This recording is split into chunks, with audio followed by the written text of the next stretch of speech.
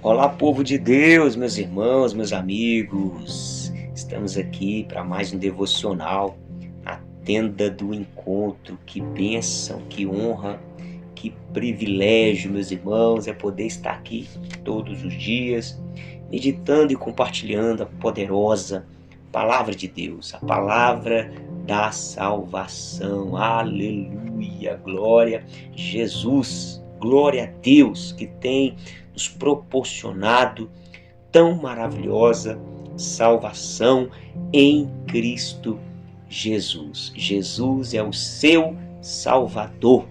Meu irmão e minha irmã, creia nisso, creia nisso. Esse é o caminho de Deus para todos nós. Nós vamos meditar em Filipenses capítulo 1, versículo 12 em diante. Irmãos, o Evangelho ele precisa crescer, progredir.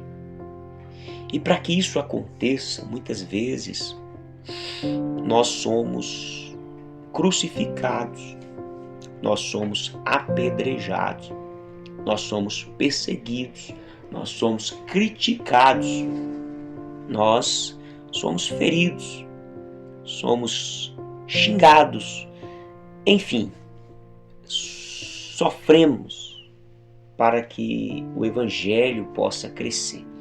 Porque o mundo ele jaz no maligno, o mundo não quer o crescimento do Evangelho, o mundo ele é governado pelo anticristo. O espírito do anticristo ele já está na terra. É por isso que nós temos essa luta da carne contra o espírito.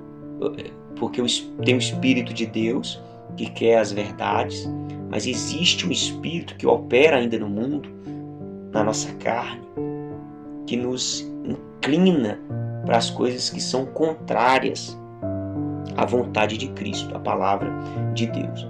Então o espírito do anticristo, ele já está operando. Ele quer afastar Cristo. Por quê? Cristo é o único caminho da nossa salvação. E o espírito do anticristo é o espírito de Satanás. Ele já está condenado ao fogo do inferno. E ele agora se levanta contra a nação, ele se levanta contra esse entendimento, ele se levanta contra esse conhecimento, que é o conhecimento do Evangelho, o conhecimento de Jesus Cristo. Meus irmãos, quando eu entreguei minha vida para Jesus e eu li a Bíblia, eu entendi que realmente as Escrituras é a palavra, é a verdade de Deus, porque ela é imparcial.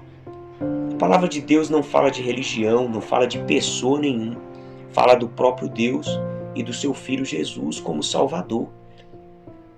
Então, meus irmãos, a Bíblia é esse livro que traz essa verdade, que traz esse conhecimento.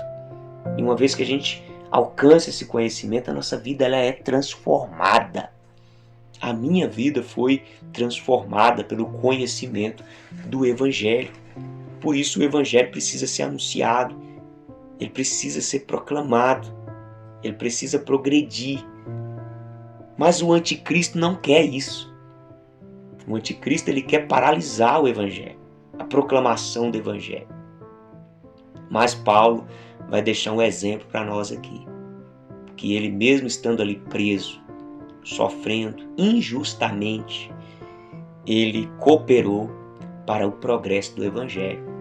Então eu não sei qual a situação que você se encontra, mas se você é um homem de Deus, uma mulher de Deus, Deus conta com você, para que você seja forte, para que você seja um guerreiro, uma guerreira, e você permaneça proporcionando o progresso do Evangelho. Nós não podemos ser difamadores do Evangelho.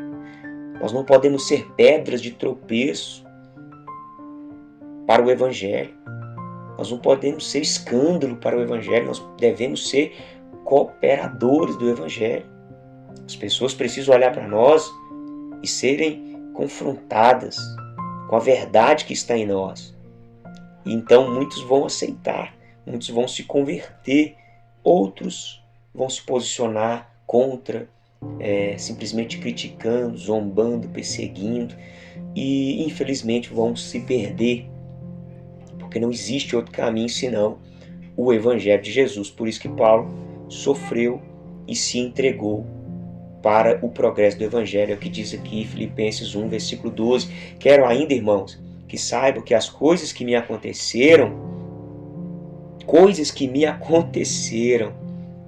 têm até contribuído para o progresso do Evangelho. Irmãos, tantas coisas aconteceram com Paulo.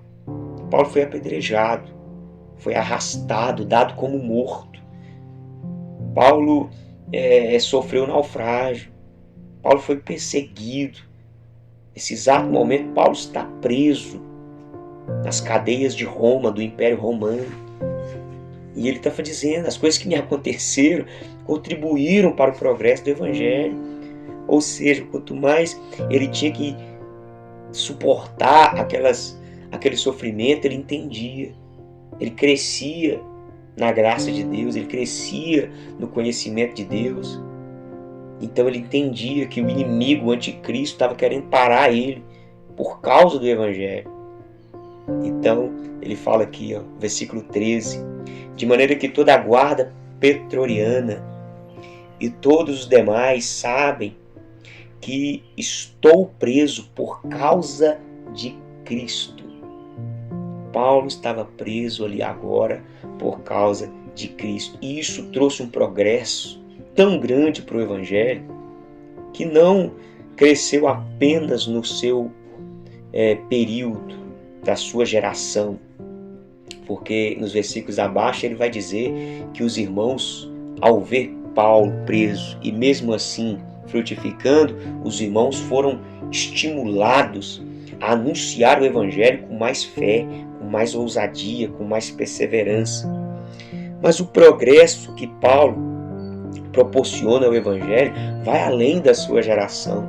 É tanto que essa carta aos Filipenses, não vou saber te falar ao certo agora a data que ela foi escrita, mas, meus irmãos, muito provavelmente limos 100 anos depois de Cristo, no máximo.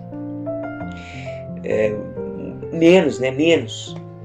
Mas o que eu quero dizer é que essa carta ela tem atravessado gerações, e gerações, e gerações. E já passou 1000 anos, e essa carta ela ainda produz salvação. E por que essa carta foi escrita? Porque Paulo estava ali suportando o sofrimento para o progresso do Evangelho. Por isso que ele diz também mais abaixo, no versículo 21, porque para mim o viver é Cristo e morrer é lucro. Paulo tinha essa convicção, a minha vida é para proporcionar o progresso do Evangelho. Que nós também sejamos assim, que estejamos posicionados para proporcionar o progresso do Evangelho, em nome de Jesus, para a glória de Deus. Forte abraço, até o próximo encontro, se Deus quiser.